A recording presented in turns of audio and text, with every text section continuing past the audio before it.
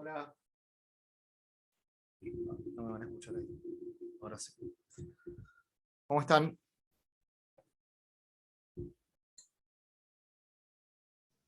Hola, profe, bien. Bueno, Hola. me alegro. Bueno, como siempre, agradezco a todos los que prendan la cámara. Siempre para nosotros es un placer, una facilidad. La verdad que algo tan bueno que ustedes puedan prender las cámaras en la medida de lo posible. Eh, Creo que la clase anterior pudimos tener una clase bastante dinámica, donde varios de ustedes pudieron participar y pudimos charlar y estuvo bueno. Yo me quedé bastante conforme, espero que ustedes también, y me gustaría que lo podamos mantener a lo largo de la cursada. Son cursadas presenciales, promocionales, justamente, miren qué lapsus. Entonces, estaría bueno que si uno puede sacarse un 4 en el examen y aprobar con ese 4, un 4 en el revocatorio y aprobar con ese 4, lo que está estipulado es que haya cierta participación en la clase, cierta asistencia a la clase. Es cierto que ahora por Zoom es muy difícil controlarlo eso para los docentes, pero de todas formas me parece que es algo que está bueno, que no sea la clase algo que ustedes prenden y dejan el celular tirado y lo escuchan como si fuera un programa de radio mientras hacen otra cosa. Sé que en algunos casos pasa, y nos tenemos que hacer cargo nosotros, los docentes, si realmente no podemos motivarlos como para que participen. Digamos, si pasa es porque es culpa nuestra, no culpa de ustedes. Me gustaría que no pase, me gustaría entretenerlos y darles data que sea interesante útil para probar la cursada, interesante para que podamos debatir y para que ustedes se pongan a pensar cosas sobre el derecho constitucional. Independientemente que sea una asignatura que les guste más o menos, que les pueda gustar más o que les pueda gustar menos, es una asignatura que tiene vigencia en lo que es la vida real, la vida de la sociedad, la vida política, la vida institucional del Estado, y está más presente de lo que ustedes se imaginan. Y hay un montón de cuestiones del derecho público que se ven acá en Constitucional 1 o Teoría Constitucional, que son interesantes y realmente tienen utilidad. Eh, para los que no estuvieron en la clase anterior, me vuelvo a presentar. Yo soy Agustín Velasco, ayudante adscripto de esta comisión 5, y vamos a estar charlando de las unidades 6 y 7 en estas clases, ¿sí? Digo 6 y 7 porque yo generalmente soy muy metódico para abordar los temas del programa, suelo ir punto por punto, y eso sé que a los estudiantes les gusta. Sin embargo, en estas unidades 6 y 7 suelo hacer alguna excepción, las doy más como si fuera una cuestión unificada, porque el que tenga el programa a mano va a ver que hay algunos puntos de la unidad 6, sobre todo vinculado con el federalismo fuera y dentro de Estados Unidos, o con la crisis del federalismo, que son temas que prefiero ir dándolos a medida que vayan saliendo, y no perder demasiado tiempo en el desarrollo de esos puntos. Dicho de otra forma, hay cuestiones mucho más importantes de estas unidades 6 y 7 que vamos a ver hoy, por ejemplo, las relaciones típicas en el federalismo, o las atribuciones que tiene el Estado federal y qué atribuciones tienen las provincias, cómo se reparten las competencias. Eso es mucho más importante que ustedes sepan la historia del federalismo en Estados Unidos. Eh, Pongo ese ejemplo porque una vez me pasó de tomar examen libre y preguntamos federalismo, y me acuerdo que el estudiante se había puesto a hablar de la historia del federalismo en Estados Unidos, pero después no sabía lo que decía el artículo 121 de la Constitución. Y es muy típico en derecho constitucional que pase eso. Por eso yo los trato de advertir antes de que empiecen a leer. Si alguno, creo que pocos deben haber empezado a leer, les sugiero que empiecen, pero es muy típico frustrarse de entrada leyendo la parte quizás más aburrida de los textos, o más extensa, más teórica. Yo les daba el ejemplo el otro día de tipologías constitucionales. Y sí, si se ponen a leer tipologías constitucionales de cualquiera de los manuales, a mí también me pasó la primera vez que leí eso, me quería suicidar directamente. Dije, esta materia no me va a gustar nunca, no voy a entender nada. Y hay cosas que conviene dejar para más adelante, sobre todo de esta forma que tenemos de dar la materia, donde vamos intercalando las unidades. Te saludo, Jimena, que te veo ahí, gracias por avisar que iba a llegar tarde. ¿Cómo estás? ¿Todo bien? A Jimena Carrique, la ayudante alumno. Hola, Y profe. ¿cómo andás? ¿Todo bien? Sí, Gracias me por avisar. cuesta activar el audio siempre. No, bueno, sí, suele pasar, suele pasar. Yo también ayer estuve hablando 30 segundos en otra clase con el micrófono silenciado y uno se siente un poco inútil, pero suele pasar. Les quiero preguntar primero qué preguntas tienen, valga la redundancia, de lo que charlamos en la clase anterior. Para los que no estuvieran en la clase anterior, hicimos una especie de vuelo sobre las primeras 8 unidades, viendo qué era lo más importante de cada una, como para que ustedes estén atentos al momento de ir teniendo las clases con los otros profes y ver qué es lo realmente importante. ¿Hay algo que me quieran preguntar? Ayer tuvieron clase con Fabián Rickert, ¿no? Algo que me quieran preguntar de lo de ayer o de otro tema, no hay problema. Si lo sé, se los contesto ahora. Si no lo sé, me comprometo a estudiarlo, pero no tengan miedo de preguntar si algo no entendieron, algún tema les parece más difícil que otro. Pueden interrumpir, abrir el micrófono o usar el chat cuando quieran, ¿sí? Dicho eso, Profe, entonces, sí, tengo una consulta. En el libro de Jiménez, sí. lo leí más de una vez, habla de artículo 86, inciso 2 de la Constitución. Y Es un al error, menos en ¿no? mi Constitución el artículo Sí, 86 no tiene incisos. sí. ¿En qué capítulo pasa eso? Creo que en el 5 A de ver si lo Jiménez. encuentro acá. Yo había encontrado un solo error de tipeo que tenía que ver en la unidad de Poder Judicial, que esos después se los voy a explicar en la segunda parte. Eh, digamos, a ver, si mal no recuerdo, el 86 es el defensor del pueblo. No, es un Claro. artículo con varios párrafos, pero no con incisos. En la unidad 5 dudo que, digamos, es un tema de la segunda parte, por empezar, el 86. Quizás lo que está mal, estoy pensando, tratando de investigar, lo que está mal por ahí no es el número de incisos, sino lo que está mal es el número de artículo. ¿Entendés? En realidad está tratando de hablar de otro artículo y por eso queda con el inciso ahí. Si lo tenés a mano, ¿me lo Sí, decís? mirá. O Sí, sea, es la página 185 del libro de sí, Jiménez que habla sobre, al menos acá dice que trata sobre la supremacía de la Constitución, creo, sí, por los decretos que emite el Poder Ejecutivo. sí. De la Y nombra Constitución, artículo 26, inciso 2. a ver, El vamos mío dice artículo 75, inciso 22, en esa parte. tendrás una, digamos, es lógico que diga 75 y 22 porque es el artículo que tiene que ver con los instrumentos internacionales con jerarquía constitucional. A ver, léeme la frase entera, ¿cómo dice, Nicolás? Dice, esta supremacía también está dispuesta por el artículo 27 con referencia a los tratados internacionales, por el artículo 28 en relación a las leyes del Congreso y por el Sí. artículo 86, inciso 2, respecto de los decretos que emite el Poder Ejecutivo. No, para ir a los decretos tenemos que ir al 99, ¿sí? Pero tampoco es el 2, digamos. Los demás Claro, también están leyendo ese error. Sí, yo lo tengo igual que él. Bueno, Sí, yo y el a ver. también. problema es Sí, esa Sí. parte está igual que él. Y después, en la página que sigue, habla de la supremacía y dice artículo 75, inciso 22. Miren, digamos, los decretos del Poder Ejecutivo, sobre todo digamos, esa referencia podría ser el 100 inciso 8. Lo que pasa que voy a leer bien el libro y lo voy a leer bien en contexto a ver a qué artículo se puede estar refiriendo. Es un error de tipeo, efectivamente, Nicolás, es así.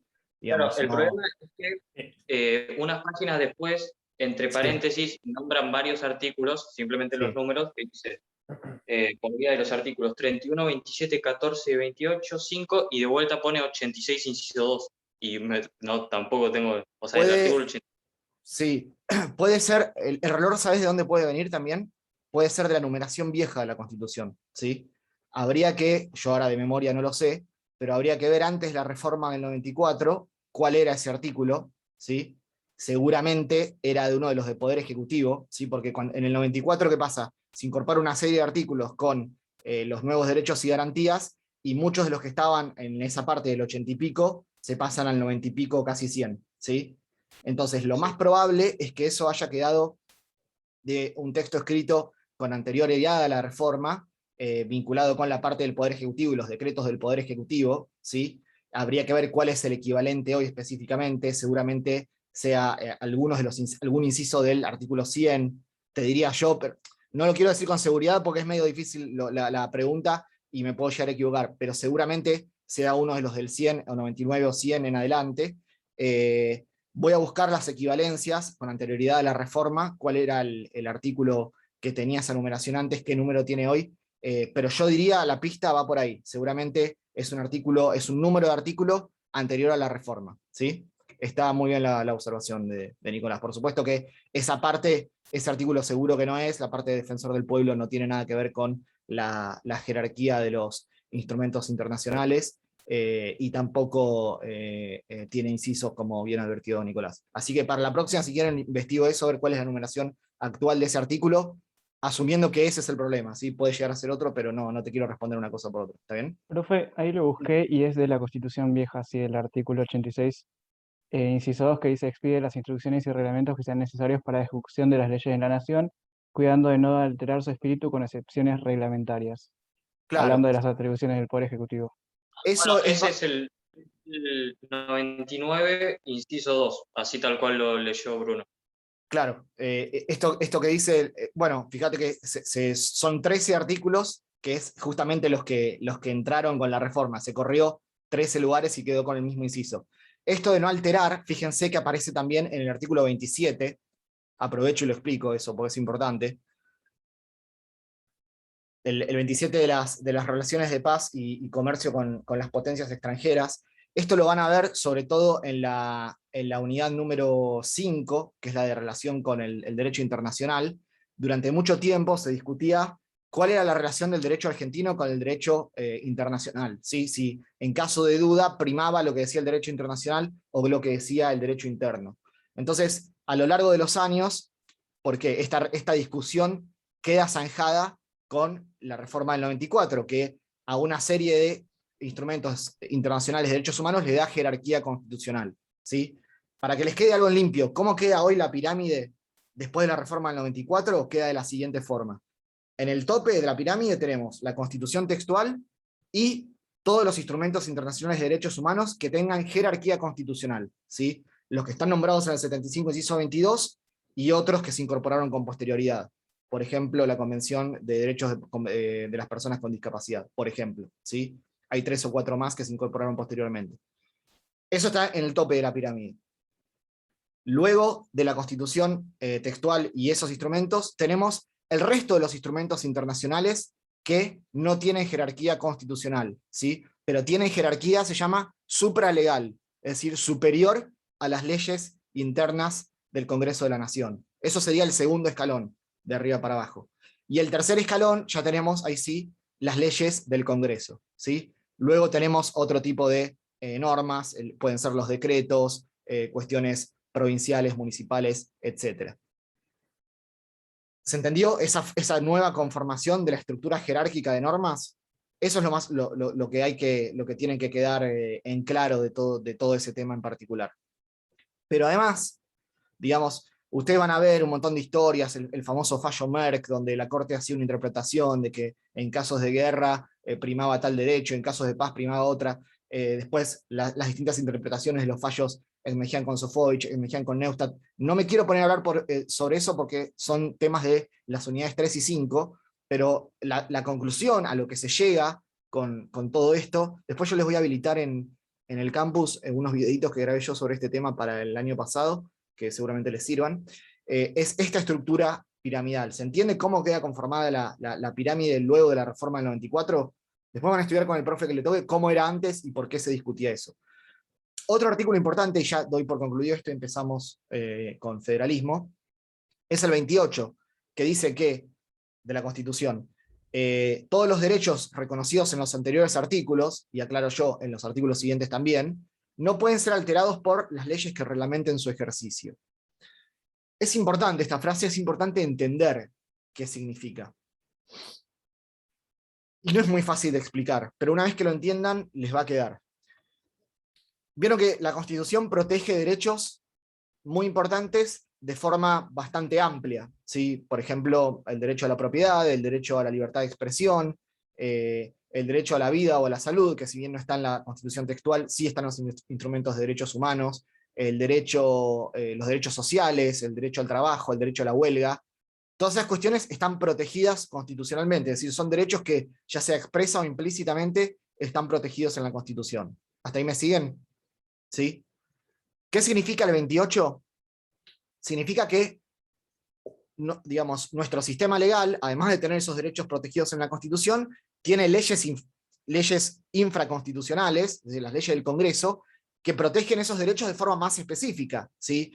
La ley de contrato de trabajo, la ley de empresas de medicina prepaga, la ley de obras sociales, digamos, el Código Penal, el Código Civil y Comercial. Todas esas son leyes que escriben la letra fina, especificando las reglas del juego más concretas sobre esos derechos que en forma general protege la Constitución. Lo que quiere decir el artículo 28 es esto, que cuando el legislador dicta el Código Civil, o dicta la ley de obras sociales, o dicta la ley de prepagas, no puede desnaturalizar o controvertir esos derechos tal como fueron previstos en la Constitución, ¿sí?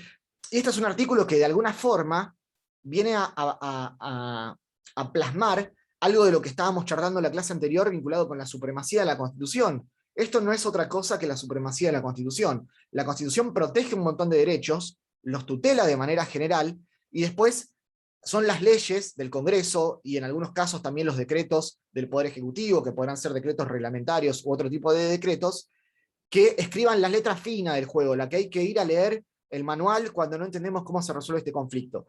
Pero el 28 dice esto: la letra fina nunca puede ir en contra de lo que dice la letra gruesa, ¿sí? Eso es dicho coloquialmente. ¿Se entiende el sentido del artículo 28? Lo van a estudiar mejor cuando vean la unidad número 3, la 3 y la 5. Sí, igual, ayer lo estuvimos viendo justamente con Bueno. Ricardo. Bueno, más o menos iba en este sentido, o dijo algo muy distinto a lo que estoy diciendo yo ahora, para saber si estoy... No, si sí, vimos lo no mismo, sé. o sea, vimos supremacía como soberanía y jerarquía, Bien, y nos explicó bastante sobre eso. bien.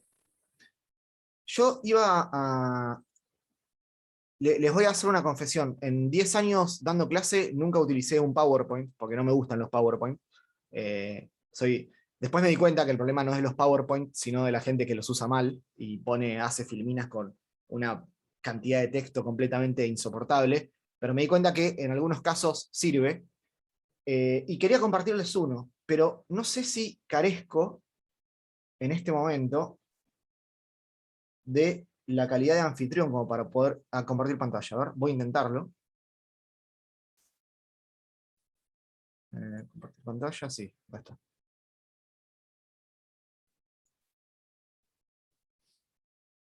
¿Lo ven? Sí, se ve. ¿Se ve?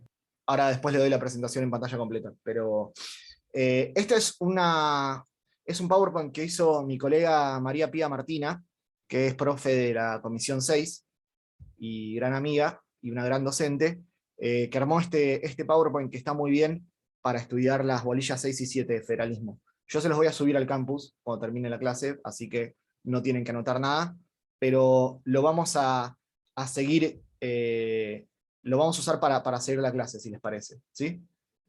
A ver si yo hago así. Les voy a parezco un viejo de 80 años, pero les voy a pedir paciencia para hacer el pase de las filminas, porque filminas, ¿no? Qué palabra que se puso de moda el año pasado, las filminas. A ver, quiero ver si yo las puedo pasar y además... ahí está. Si yo hago esto, ¿lo siguen viendo o lo dejan de ver cuando yo hago el tab? Se Sí, sigue se sigue viendo. viendo. ¿Sigue viendo? Bien. Bueno, habíamos empezado a hablar de la unidad número 7 y las distintas formas de Estado, ¿no? Ahí cambié. ¿Qué habíamos dicho del federalismo? ¿Qué es una qué? A ver si prestaron atención la clase anterior. Una forma de organización del territorio, profe, puede ser, y de las provincias. En general está bien, pero te falta una palabra clave. ¿Una forma de qué? Una forma de Estado. Una forma de Estado. Forma de Estado. Ahí está. Una forma de Estado, y como bien dice Matías al final, en relación al territorio, ¿sí? Habíamos dicho que el artículo 1 define en general los principios básicos de nuestra organización política y establece una forma de Estado federal y una forma de gobierno republicana representativa, ¿sí? Eso lo habíamos tratado la clase anterior. Entonces, prácticamente, palabra santa es acordarse que el federalismo es una forma de Estado. Habíamos dicho cuáles eran las formas de Estado, habíamos dicho que el Estado tenía población, tenía territorio y tenía poder, y digamos, las distintas combinaciones en las cuales estos elementos se organizaban nos daban distintas formas de Estado. Acá tienen una definición de Estado, esta definición es de Gregorio Badeni. Yo ese manual de Badeni lo recomiendo bastante, creo que ya se los dije en la clase anterior, está bastante bueno, es de los que andan dando vuelta creo que el que más me gusta, más allá que ideológicamente no coinciden casi nada con Badeni, pero está muy bien este manual. Y él define Estado, es una sociedad global políticamente organizada, ¿sí? Tiene un fundamento humano que es una comunidad nacional, esa población se organiza dentro de un territorio y se administra el poder. Dentro de esas formas de Estado, respecto al territorio, tenemos distintas variables de acuerdo a la forma en la cual el poder esté centralizado, ¿sí? Tenemos algunas formas donde el poder político está más centralizado en el territorio y otras donde está más descentralizado. Tenemos, por ejemplo, los estados unitarios, ¿sí? Que es los estados que tienen el mayor grado de concentración, ¿sí? Digamos, todas las decisiones, las leyes, las formas las designaciones de autoridades, todo ese tipo de cuestiones se deciden en un estado central, dentro de un territorio, en una parte central de ese territorio. Es cierto que la mayoría de los estados unitarios tienen divisiones también políticas dentro del territorio, pero esas divisiones muchas veces son meramente administrativas, ¿sí? No hay estados o provincias autónomas que, como en el federalismo, tomen sus propias decisiones, se den sus propias constituciones, etc. Entonces, esa es la idea de un estado unitario. Del otro lado, digamos, de ese espectro, tenemos la versión más descentralizada, más desconcentrada del poder, que es la confederación, ¿sí? La confederación en realidad es una unión de distintos estados que conservan parcialmente su soberanía, ¿sí? Y sus órganos independientes. Es, digamos, el máximo grado de escisión como separación, ¿sí? Son estados que deciden juntarse en una confederación, pero que tienen la facultad de escindirse, de separarse, porque son soberanos. Eso no pasa en la federación. ¿Se acuerdan? Creo que Matías me había preguntado la diferencia entre confederación y federación para terminar la clase anterior, y yo les di ese ejemplo. En la confederación los estados pueden separarse, pueden irse, pueden escindirse, como en algún momento lo planteó alguna provincia, Mendoza se había dicho en algún momento, no sé con qué legitimidad, con poca seguramente, porque en una federación como la nuestra eso no se puede hacer. Como una versión intermedia, digamos, ni tan centralizado como el Estado unitario, ni tan descentralizado como la Confederación, tenemos el Estado federal, ¿sí? Es un estado de centralización intermedio, menos centralizado que el unitario, más descentralizado que más centralizado que la Confederación, ¿sí? A diferencia de una confederación, los estados acá autónomos, es decir, las provincias de un estado federal, no tienen potestad de secesión, no se pueden dividir, hay una integridad territorial, ¿sí? Y lo importante del estado federal, ahora vamos a ver cómo se desarrolla en Argentina específicamente, es que las provincias, es decir, los estados parte, tienen autonomía, ¿sí? Pero no tienen soberanía. Quien tiene soberanía es el Estado federal. Lo repito porque esto es muy importante. Lo importante en un Estado federal, o lo definitorio, es que mientras la soberanía es propia y exclusiva del Estado federal, las provincias no tienen soberanía, sino que tienen autonomía. Vamos a ver qué significa eso específicamente en el caso argentino.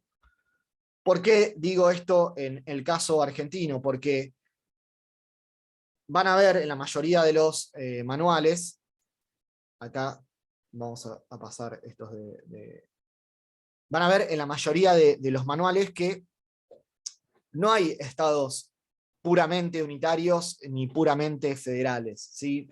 Todos tienen alguna mixtura y elementos donde se puede apreciar algún grado mayor o menor de centralización. Yo ahí les pasé 2 o 3 pantallas simultáneas, porque quiero que se quedan con esta un ratito más, que es la de Estado federal, que es la que más nos importa. Fíjense, acá lo que armó Pía tiene que ver con definiciones de distintos autores. Primero, lo que yo les decía, que lo que dice Quiroga Lavie, es como una especie de punto intermedio entre la Confederación y el Estado unitario. Los Estados miembros no tienen derecho de secesión, ni tampoco de nulificación, es decir, no pueden anular o desprenderse de la obligatoriedad de las decisiones del Estado central, el Estado soberano, o el Estado federal, ¿sí? Vamos a ver, es cierto, alguno me puede decir, che, pero se dictan sus propias constituciones. Sí, es cierto, se dictan sus propias constituciones, pero no en cualquier sentido. Tienen que respetar algunas cuestiones básicas vinculadas principalmente con la educación primaria, la administración de justicia, etcétera, que son la famosa garantía federal, ¿sí? Esto lo vamos a ver en un rato, pero ya les adelanto. Artículo 5 es muy importante. Lo vamos a leer ahora, no me gusta que nos quedemos con el artículo sin leer. El artículo 5 dice que cada provincia dicta para sí una constitución, ¿sí? Pero no puede dictar cualquier constitución, no puede poner una monarquía, un rey, ¿sí? Tiene que ser bajo un sistema representativo y republicano. ¿Sí? Y además tiene que estar de acuerdo con los principios, declaraciones y garantías de la Constitución Nacional. Es decir, no pueden poner una constitución provincial que, por ejemplo, permita la pena de muerte, ¿sí? O permita los juicios sumarios donde se encarcelen a personas sin respetar las garantías constitucionales. Es decir, las provincias tienen autonomía, se pueden dictar su propia constitución y sus propios poderes, pero tienen que seguir una forma de gobierno específica, que es la forma representativa, no puede haber una monarquía, por ejemplo, y también tienen que respetar las garantías básicas de la Constitución Nacional. En los ejemplos que les di yo era esos. Y además tienen que asegurar 3 cosas. La justicia, pero yo diría el poder judicial más que la justicia, el régimen municipal y la educación primaria, ¿sí? Importantísimo este artículo 5, es artículo, ahora ya no sé porque todo ha cambiado, pero era un artículo, siempre artículo de parcial, de preguntar qué es lo que tienen que asegurar las provincias al momento de dictar su propia constitución, ¿sí? Entonces, ¿queda claro esos distintos elementos del artículo 5? ¿Qué pasa si una provincia incumple con alguna de estas cuestiones, ya sea dictándose una constitución que no respeta la forma representativa republicana, o violando la forma representativa republicana, o no asegura estas 3 valores como son la educación primaria, la administración de justicia y el régimen municipal? Bueno, si alguna provincia incumple con esa premisa, vamos al artículo 6, que es la intervención federal, y de la cual vamos a charlar la clase que viene, ¿sí? Pero es una atribución del gobierno federal en el territorio de las provincias para distintos objetivos, pero uno de ellos es garantizar la forma republicana de gobierno. ¿Bien? Profe, los artículos 121, 122, 123 también hablan de esto, ¿cierto? Sí, ahora Ya lo leí. vamos a ir a eso ahora. Sí, Ok. es cierto. Sí. Bien, ¿alguna pregunta hasta acá? Las diferencias entre el Estado unitario, el Estado confederado y la federación. No vamos a hablar ahora de estados autónomos, digamos, porque es básicamente el caso de España, que tiene algunas reglas propias respecto a las atribuciones que tienen los estados o las provincias, que en realidad no tienen ese nombre. Quiero decir, yo acá, una aclaración, yo hablo todo el tiempo de provincia porque es el nombre que en Argentina tienen los estados parte, pero en otros países tienen otros, ¿sí? Podrá ser un cantón, ¿sí? o cualquier otro que se les ocurra de acuerdo al estado del cual estemos hablando. No, estamos hablando de provincia y de estados miembros de forma indistinta. Algunas características del federalismo argentino, esto está tomado del libro de Quiroga Lavie, que es un libro que está bastante bien. Fíjense, ¿qué significa esto de que es una síntesis dialéctica entre la Confederación y el Estado unitario? Es lo que yo les decía antes. Es un punto intermedio, ¿sí? No está ni tan desperdigado como la Confederación, ni tan concentrado como el Estado unitario. El fundamento jurídico del Estado federal es la Constitución, ¿sí? Ya dijimos, es la propia Constitución que en el artículo 1 establece una forma federal de Estado, ¿sí? Punto 3, lo dijimos recién hace un rato. Solo el Estado federal posee soberanía, es decir, la facultad de tomar decisiones por sí mismo sin supeditarse a ningún condicionamiento jurídico, ¿sí? Eso es la soberanía de alguna forma, una definición que inventé medio al pasar, pero es eso. Los Estados miembros no tienen esa soberanía, solo tienen autonomía. Y justamente entre estos dos órdenes, el Estado, va a haber un orden federal y un orden provincial. ¿Qué significa que va a haber un orden federal o un orden provincial? Que va a haber, por ejemplo, un poder ejecutivo federal y va a haber un poder ejecutivo provincial. Es decir, presidente en el primer caso, gobernador en el segundo. También va a haber un poder legislativo federal, el Congreso de la Nación, y va a haber una legislatura por cada provincia. También va a haber un poder judicial federal, ¿sí? Encabezado por la Corte Suprema de Justicia de la Nación, y cada provincia también va a tener su propia organización del Poder Judicial Provincial. En el caso de la provincia de Buenos Aires, encabezado por la Suprema Corte de la provincia de Buenos Aires.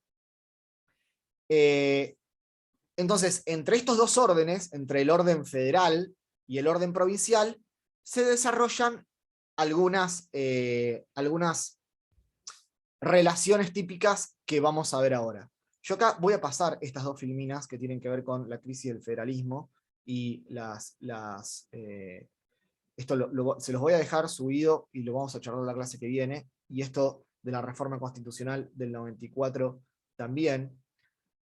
Lo voy a decir ahora rápidamente, para saber si están en la misma filmina que yo. Están en la que dice la reforma del 94, ¿no? ¿O están en otro? Sí, estamos en esa. Bien. Lo voy a decir ahora, no lo voy a dejar para más adelante, después sí vamos a las relaciones. En el 94, a ver, hace rato que en Argentina se viene hablando de, y esto seguramente lo han escuchado,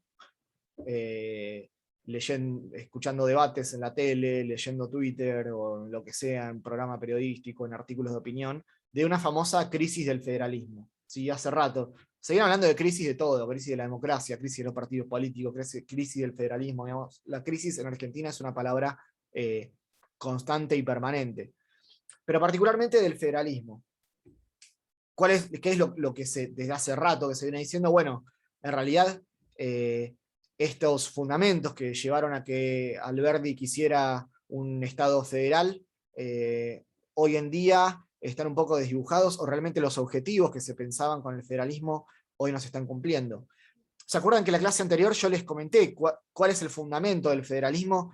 ¿Dónde podemos encontrar generalmente estados federales? En territorios muy extensos, ¿sí? Argentina, Brasil, Estados Unidos, México, con principios y costumbres locales muy diversas. Yo les decía, no es lo mismo, el otro día les comentaba, la cultura y la idiosincrasia de una persona, de una sociedad en Jujuy, que de una persona, una sociedad en Tierra del Fuego. Evidentemente, la amplitud geográfica, los diferentes factores sociales que componen una población y otra, hacen que muchas veces, más allá de pertenecer al mismo país, hay muchas cuestiones distintas. Y no me refiero solo a que a uno le puede gustar más el folclore y a otro le puede gustar más el tango, ¿sí? Me refiero a cuestiones incluso más importantes que tienen hasta que ver con la forma de concebir al derecho, ¿sí? ¿Se acuerdan cuando vieron, los que lo vieron, el debate sobre la ley de interrupción voluntaria del embarazo? Cómo en ese debate se notaba mucho la diferencia de pensamiento, la cosmovisión muy distinta que había entre legisladores de distintas provincias respecto a los derechos de las mujeres, respecto al derecho de la libre determinación, respecto a la forma de concebir el derecho a la vida y la inserción de la religión y la moral en el derecho. No estoy haciendo ningún juicio de valor sobre una forma u otra, más allá que yo tengo mi propia valoración sobre esos temas, que se imaginarán de qué lado viene, si estuvieron prestando atención a lo que digo, pero no voy a eso ahora, sino a la distinta, cómo justamente esa distinta forma de ver el derecho en general en distintas provincias llevan a esta necesidad del federalismo. Lo que pasa que, bueno, justamente cuando estamos hablando de temas tan importantes como es, por ejemplo, la legislación sobre derechos humanos, el límite de las provincias en ese sentido aparece marcado, ¿sí? Es decir, una provincia no puede alegar que está en desacuerdo con una ley federal, con la interrupción voluntaria del embarazo, y por lo tanto no la va a cumplir y va a dictar una ley distinta. En todo caso, podrá dictar alguna ley que reglamente esos derechos de forma más protectora, pero nunca menos. Hay un piso mínimo que hay que cumplir, y justamente esos límites es lo que se representan a través de la autonomía de las provincias. Tienen autonomía, pero no tienen soberanía, ¿sí? ¿Alguna pregunta sobre esto? Que me fui un poco de tema, pero me parecía importante decirlo. Ahí No, me habían hecho una profe, pregunta. creo que así se entendió más. Va. ¿Cómo, Delfina? Creo que así se entendió más lo de la Con- soberanía. Con un ejemplo. Sí. Bien, sí. Sí, ahora vamos a ver. Igual, ahora vos habías dicho el 121 y en adelante, vamos a ver qué cosas pueden hacer y no pueden hacer las provincias. Ahí va a quedar más claro. Matías había preguntado entre los estados confederados y el otro. Supongo que la pregunta, Matías, es la diferencia entre confederación y federación, ¿sí? La diferencia entre confederación y federación es que en la confederación son estados distintos que hacen una unión, pero cada uno tiene la posibilidad de irse si no le gusta lo que está pasando en la confederación, y también de nulificar las decisiones del Estado federal. Por ejemplo, en el ejemplo que estamos trabajando recién, podría decir: yo no voy a cumplir la ley de interrupción voluntaria del embarazo, voy a sacar una ley distinta. Incluso en algunas confederaciones, para que te des una idea, históricamente podía haber, no sé, hasta monedas de cambio distintas, ¿sí? Que no se use la misma moneda de curso legal en todos los estados confederados. Lo cierto es que... Profe, sí. una pregunta. ¿Podría dar un ejemplo de un país confederado? Lo que pasa que ya te diría que no, completamente confederado no existe. Sí, Estados Unidos antes de convertirse en federación, ¿sí? O Argentina en un principio. Digamos, la mayoría de los estados federales actuales nacieron como confederaciones, ¿sí? Ah, o sea, hoy día ya casi no existen, ya no existen, Y yo te digamos. diría que no, como unión de estados no, digamos, lo más parecido a una confederación que podemos encontrar ahora, no a nivel nacional, pero sí supranacional, quizás se me ocurre, sea lo que pasa en la Unión Europea, ¿sí? Donde fíjate que distintos estados forman esa unión de estados distintos, que son soberanos en sí mismos, pero que se regionalizan haciendo ciertas alianzas políticas, sociales y económicas. Pero un estado-nación, que un país hoy tenga un grado completo de confederación, yo no lo encontraría en la actualidad, sino que habría que viajar un poco en el tiempo y remontarse a la historia de la mayoría de los estados federados actuales, que nacieron en la mayoría de los casos como confederaciones, ¿sí? ¿Se Claro, acuerdan? la de Argentina conocía, pero otros países no. Y en la Y actualidad bueno, tampoco. ¿se acuerdan? Todos tienen alguna noción de la famosa guerra de secesión en Estados Unidos, las guerras civiles, las guerras entre la Confederación y la Unión, y justamente guerras que tenían que ver con formas muy distintas, no solo de cómo centralizar el poder, sino de cómo tratar derechos humanos fundamentales. Recuérdense que uno de los grandes problemas en la Confederación Norteamericana es el tema de la esclavitud, ¿sí? Tema que estamos hoy en 2021, y si bien la esclavitud ya se ha eliminado, sigue la cuestión racial en Estados Unidos siendo un gran elemento de corte ideológico respecto a lo que pasa en distintos estados de Estados Unidos. Evidentemente, no es lo mismo cómo se aborda la cuestión racial en Virginia que en Missouri. Sí, evidentemente hay distintos formas de ver esos temas, y algunos pareciera que han evolucionado más que otros. Sin emitir un juicio de valor, evidentemente esas diferencias siguen existiendo. Bien, hay tres relaciones típicas entre el Estado federal y los estados provinciales: subordinación, participación y coordinación. Lo primero que, antes de pasar a este artículo, a este punto, vamos a leer el artículo 121 que había mencionado Delfina, no quiero que esto quede afuera. El artículo 121 de la Constitución, que dice: que las provincias conservan todo el poder no delegado por esta Constitución al gobierno federal y el que expresamente se hayan reservado por pactos especiales al momento de su incorporación. Que estos pactos especiales, bueno, son el Pacto Federal, el Acuerdo de San Nicolás, el Pacto del Pilar, todos los que vieron en su momento en historia constitucional. Pero, ¿qué significa esta? Esta regla nos va a hablar mucho de, al momento de nosotros tener que pensar si una atribución es de la provincia o es del gobierno federal, hay que ir a este artículo. Este es el artículo de oro en materia de distribución de competencias en el federalismo, ¿sí? Les voy a leer este artículo usando mis palabras. No les voy a leer la letra del artículo, sino cómo yo leo este artículo. Este artículo dice que todo lo que la provincia no le dio al Estado federal expresamente, se lo quedó para ella. Y que en caso de duda, hay que entender que se lo quedó. ¿Sí? Lo repito. Lo que dice el artículo 121 es que toda la atribución que las provincias no dieron expresamente, ¿sí? A través de la Constitución o a través de los pactos, se lo quedaron para ellas. Entonces, cuando nosotros tengamos una duda sobre si una competencia es federal o provincial, siguiendo este principio que yo les dije recién, vamos a tener que entender, por supuesto analizando la Constitución y las leyes, que es provincial. Y esto es algo que siempre les hace ruido, porque generalmente uno parte de la idea contraria. Muchas veces uno tiene el prejuicio de que como el gobierno federal es soberano y las provincias no lo son, en caso de duda, la atribución tiene que ser del gobierno federal.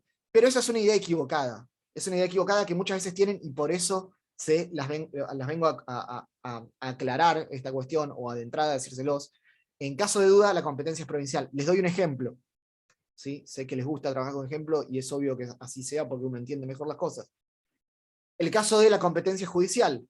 Nosotros tenemos un conflicto, imagínense, queremos iniciar un juicio contra una persona y no sabemos si ir a un juzgado federal o a un juzgado provincial. ¿Sí? En algunos casos la competencia federal va a estar muy marcada. Es decir, si yo quiero demandar a mi obra social porque no me cubre un medicamento, va a haber una regla muy marcada ahí de competencia federal que es la ley 23660, que es una ley federal. Entonces, por aplicación del 116 de la Constitución, cuando se aplica una ley federal, la competencia es federal. Si yo, por el contrario, quiero demandar, no sé, a IOMA, que no forma parte del sistema de servicio de salud nacional, la competencia será provincial. ¿Sí? En esos casos la competencia está bien marcada, cuando uno tiene que demandar a uno o cuando tiene que demandar al otro. Muchas veces no está tan claro. De hecho, con IOMA no estaba tan claro porque durante mucho tiempo los juicios contra IOMA también tramitaron ante la justicia o el Poder Judicial Federal. ¿Sí? Pero en caso de duda, si no hay una regla que expresamente disponga que la competencia es federal, la competencia va a ser provincial. ¿Sí? El gran caudal de juicios, por lo menos en cuanto a las materias, son de competencia provincial. La competencia federal es extraordinaria, como lo vamos a ver en la segunda parte, en la unidad 17, si mal no recuerdo. ¿Sí? Bien. Entonces,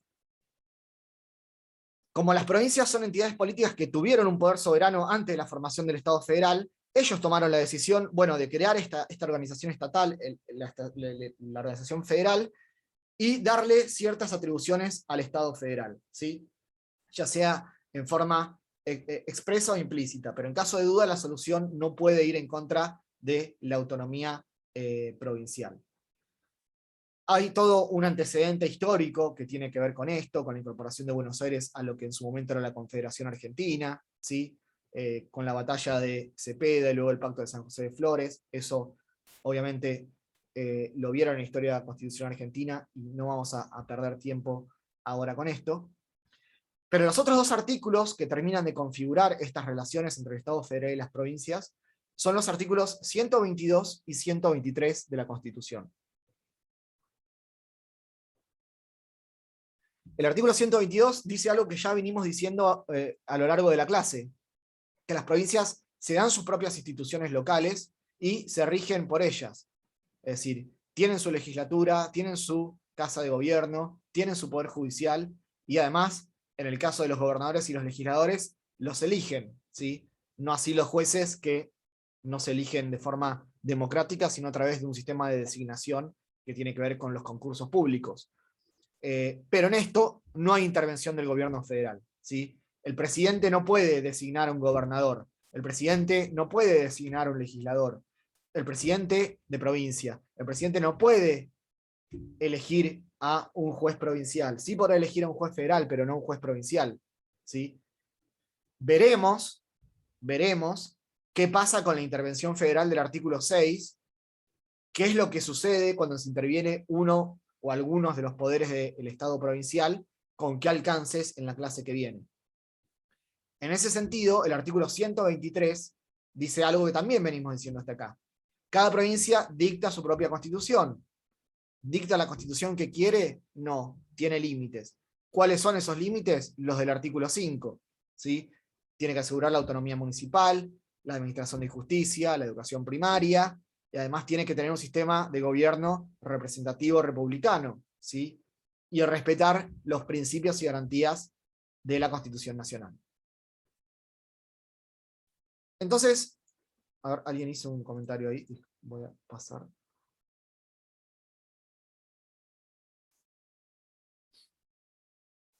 Esperen que cambie esto.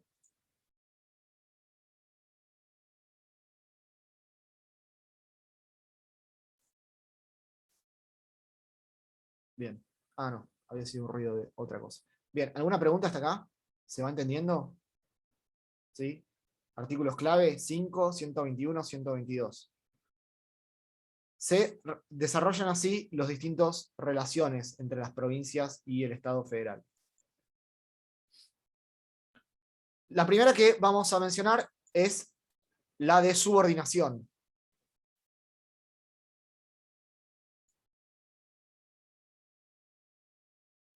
Dice el PowerPoint, es la supremacía federal sobre los Estados miembros, ¿sí? Hay una doble limitación.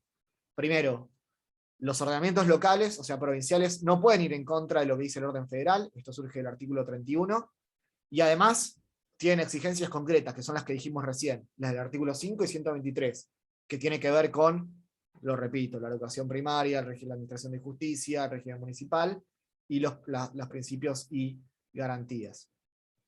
¿Qué pasa si no respetan eso? Bueno, podrá haber una intervención federal en los términos del artículo 6 de la Constitución. La relación de coordinación implica justamente esta forma de distribuir competencias, y ahora vamos a ver cómo se distribuye entre el Estado federal y los Estados miembros.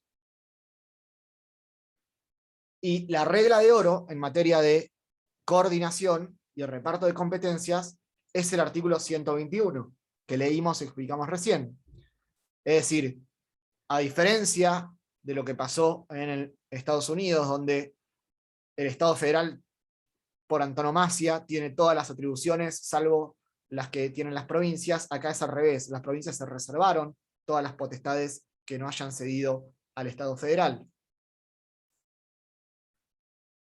Y esto genera que existan, antes de pasar, esperen, voy a hacer acá, voy a saltearme el orden del PowerPoint, porque también existe la relación de participación, ¿sí? Si dijimos subordinación, las provincias tienen que acatar el orden federal y tienen que, en el uso de su autonomía, respetar el artículo 5, ¿sí? Y 122 y 123. Coordinación, vamos a ver ahora el reparto de competencias en el marco del 121. Pero además hay otra tercera relación, que es la de participación, que significa que las provincias tienen una activa intervención en la formación del Estado federal. Y la forma de participación por excelencia tiene que ver con la conformación del Senado de la Nación Argentina, que como ustedes saben o van a saber, en los términos del artículo 54 de la Constitución, representa a las provincias. Ustedes van a estudiar que nosotros tenemos un sistema legislativo en el orden federal bicameral, es decir, con una Cámara de Diputados que representan al pueblo y que se eligen de forma relativamente proporcional de acuerdo a la población de cada provincia, ¿sí? Digo relativamente proporcional porque si bien es cierto que las provincias con más habitantes eligen más diputados dentro de los 257 que existen en la Cámara, también es cierto que hay provincias con muy pocos habitantes que están sobre representadas y provincias con muchos representantes que están infrarrepresentadas. ¿Sí? Dentro de esos 257 la distribución no es exactamente proporcional. Esto lo vamos a ver en la segunda parte de la materia. Pero por el otro lado, la Cámara de Senadores tiene una composición que no es proporcional a la población, sino que es igualitaria. Cada provincia, y también la ciudad de Buenos Aires, va a enviar 3 senadores al Congreso de la Nación, a la Cámara de Senadores, que tienen como objetivo representar los intereses de las provincias. ¿Sucede esto habitualmente? Bueno, justamente esa es una de las críticas de quienes propugnan esta famosa crisis del federalismo, que en la historia constitucional y política moderna, los intereses partidarios muchas veces han actuado en desmedro de la representación de las provincias. Dicho llanamente, que los senadores muchas veces actúan por interés de su propio partido individual y no tanto por de la provincia a la cual están representando o tendrían que representar. Pero es otro tema. Me fui un poco de tema. El Senado, resumo, paso limpio. El Senado es la expresión por excelencia de la relación de participación. ¿Sí? Entonces, ¿está claro cuáles son las 3 relaciones típicas del federalismo? Subordinación, es decir, Estado federal es soberano, las provincias son autónomas, se pueden dictar sus autoridades y sus constituciones con ciertos límites, esa es la de subordinación. Participación, quiere decir, las provincias participan en las decisiones del Estado federal, siguiendo el ejemplo que dijimos anteriormente, si hay una ley de interrupción voluntaria del embarazo, las provincias van a intervenir en esa decisión porque van a tener senadores que al momento de debatir ese proyecto puedan dar su opinión. Y de coordinación, ¿sí? Y esto, las relaciones de coordinación, vamos a encontrar en todos los artículos de la Constitución que vamos a ir leyendo, pero principalmente en el 121. Hay facultades que son exclusivas del Estado federal, otras facultades que son exclusivas de las provincias, algunas facultades que son compartidas y otras facultades que son concurrentes. ¿Sí? Por ahora quiero que se queden con esto y la próxima clase vamos a explicar qué son las facultades compartidas, concurrentes y las exclusivas. Yo este PowerPoint se los voy a dejar subido. Ahora termina la clase para no olvidarme, lo primero que hago es subirlo. La próxima clase vamos a explicar cuáles son las distintas atribuciones. Ahí tienen cómo empieza la parte de desarrollo del PowerPoint, ¿sí? Ahora se los voy a dejar para que lo lean. Y vamos a ir dando distintos ejemplos. El que quiera adelantar puede ir leyéndolo. Por supuesto, le va a venir bien porque es un buen resumen este PowerPoint de todas las unidades 6 y 7. ¿Qué preguntas tienen sobre lo que charlamos recién?